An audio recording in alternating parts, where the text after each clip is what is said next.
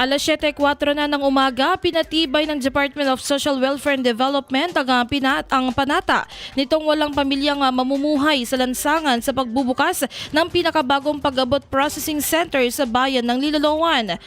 Sa pamumuno ni Secretary Rex Gatchalian, formal na pinalawak ang programa sa Visayas kasunod ng inaugurasyon ng pasilidad na nagkakahalaga ng 17 million or 17.99 million pesos. Ang nasabing sentro ay magsisilbing pansamantalang kaunlaran para sa 121 konkretong hakbang or 120 individual, isang konkretong hakbang ng DSWD upang matiyak na walang batang matutulog sa lansangan, walang pamilyang magugutom at bawat Pilipino ay mabibigyan ng pagkakataong makabangon.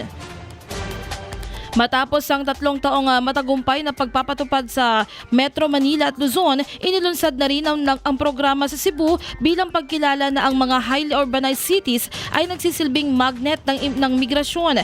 Dahil sa pagdagsa ng mga naghahanap ng trabaho, may mga pagkakataong ang ilan ay napipilitang manirahan sa lansangan kapag hindi pinalad na makahanap ng mapagkakakitaan. Ayon kay Secretary Gatchalian, ang hakbang na ito ay bahagi ng adhikain ni Pangulong Ferdinand Marcos Jr. na sugpuin ng homelessness maging sa labas ng Maynila. Binigyang diin ng kalihim na higit sa pansamantalang pagkalinga, layunin ng center na magbigay ng pangmatagalang solusyon sa loob ng 30 araw na pananatili sa ilalim ang mga benepisyaryo sa masusing profiling upang matiyak na sa kanilang pagbalik sa komunidad sila ay may bitbit na economic grant o tulong pangkabuhayan. Bukod sa pagkain, serbisyong medikal at psychosocial support, magsisilbi rin itong tulay para sa kanilang social protection upang hindi na muling bumalik sa lansangan. IFM News.